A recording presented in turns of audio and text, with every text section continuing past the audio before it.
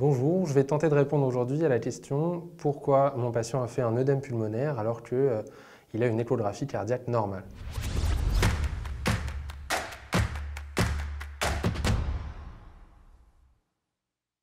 Pour commencer, il faut d'abord préciser cette notion un peu floue d'échographie cardiaque normale ou dans les limites de la normale. On a tendance trop souvent à tort de confondre contraction du ventricule gauche normal et échographie cardiaque normale.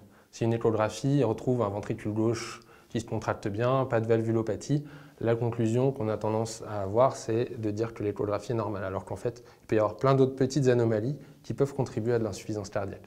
Donc moi, la question à laquelle je vais plutôt répondre aujourd'hui, c'est pourquoi mon malade a fait un œdème pulmonaire alors que son ventricule gauche se contracte très bien. Donc pour répondre à cette question, il faut qu'on aborde un petit peu de physiologie cardiaque. Donc comme vous le savez, le cycle cardiaque se divise en systole et en diastole. On va s'intéresser plutôt à la diastole puisqu'on considère que la systole est normale. Donc il y a deux étapes dans la diastole. La première, c'est la relaxation du ventricule gauche. La relaxation, c'est un phénomène qui est actif, qui va consommer de l'énergie. En fait, il va falloir annuler la contraction du ventricule gauche. Et c'est en se relâchant que le ventricule gauche va faire comme un phénomène de succion, va aspirer le sang qui vient de l'oreillette gauche vers le ventricule gauche. C'est dans un cœur physiologique le principal moyen de remplissage du ventricule gauche. Ensuite va venir la fin du remplissage diastolique à proprement parler, c'est la systole de l'oreillette qui va finir de se vidanger dans le ventricule gauche. La fin du remplissage diastolique, elle va dépendre de la compliance du ventricule gauche, c'est-à-dire son élasticité, sa capacité à se distendre. Donc quand on a un trouble diastolique, ça peut venir soit d'un problème de relaxation, soit d'un problème de la compliance du ventricule gauche. Donc c'est important de savoir que physiologiquement, à partir d'une cinquantaine d'années, la plupart des patients développent de manière physiologique un trouble de la relaxation. C'est le vieillissement physiologique du cœur qui va entraîner ce trouble de relaxation.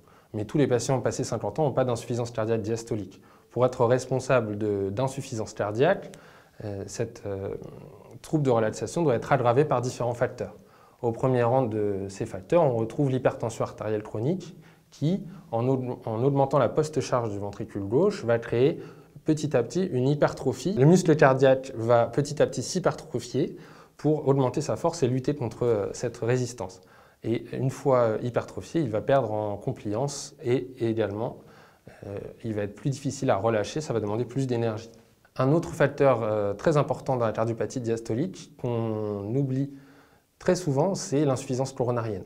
En fait, on a vu que la relaxation, c'était un phénomène qui consommait de l'énergie. Et donc, si on a un muscle cardiaque qui est sous-perfusé, il ne va pas réussir à puiser cette énergie nécessaire pour avoir une relaxation efficace. C'est d'ailleurs souvent un mode de révélation qui survient avant même la constitution d'un infarctus.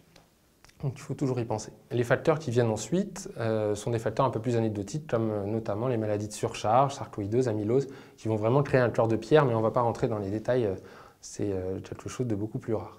Maintenant qu'on a vu les différents éléments qui pouvaient être responsables d'une inefficacité diastolique du cœur, on va pouvoir revenir à notre notion d'échographie qui est dite normale.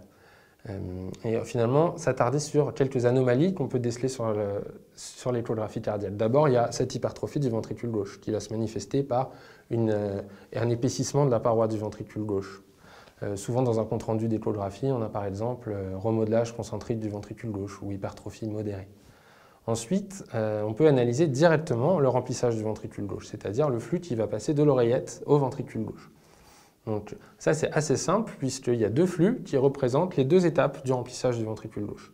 D'abord la relaxation, ce phénomène de succion qu'on appelle l'onde E, et ensuite la systole de l'oreillette qu'on appelle l'onde A. Donc on voit bien que dans un cœur physiologique, l'onde E est prédominante par rapport à l'onde A, c'est-à-dire que le phénomène de succion est prédominant.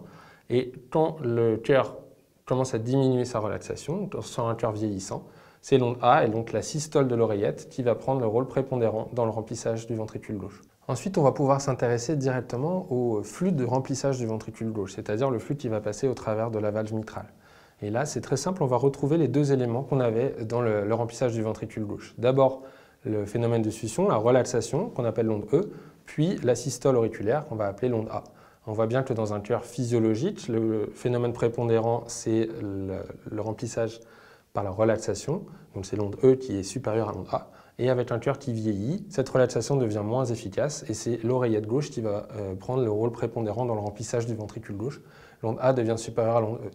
Et c'est uniquement dans des situations très pathologiques, notamment dans une insuffisance cardiaque très décompensée, a fortiori un œdème pulmonaire, que la pression va devenir telle dans l'oreillette gauche que malgré le trouble de relaxation, l'onde E va reprendre le dessus, puisqu'en fait la pression de l'oreillette gauche va forcer le passage pour rentrer dans le ventricule gauche.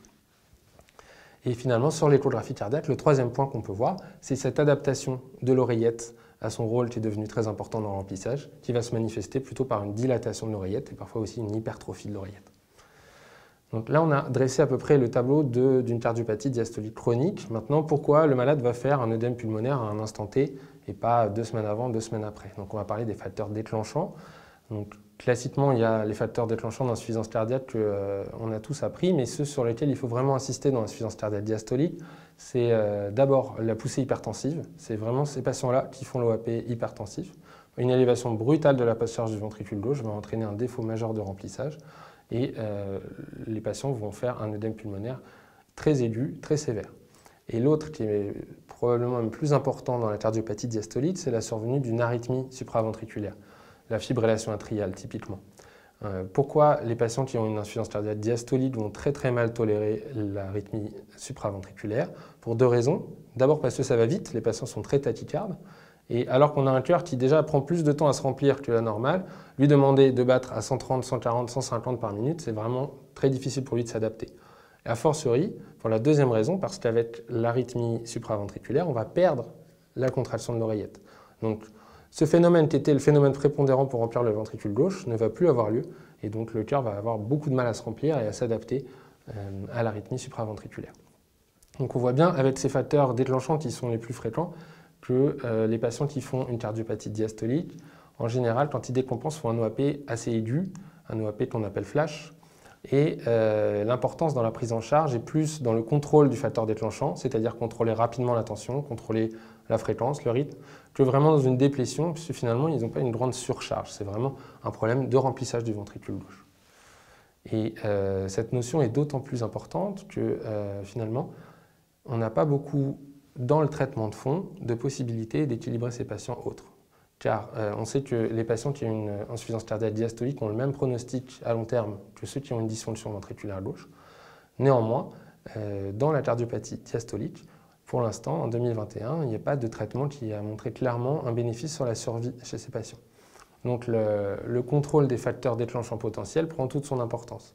Donc le plus important, équilibrer la tension, traquer et traiter l'arythmie, et traquer également l'insuffisance coronarienne et la traiter si nécessaire. Donc pour conclure sur cette question, pourquoi mon patient a fait un œdème pulmonaire si son cœur se contracte bien? Parce qu'il se remplit mal. Donc il faut bien retenir que contraction cardiaque normale ne veut pas dire cœur normal. Et quand on a une insuffisance cardiaque diastolique, toujours penser au coronaire, traquer l'arythmie et contrôler la tension.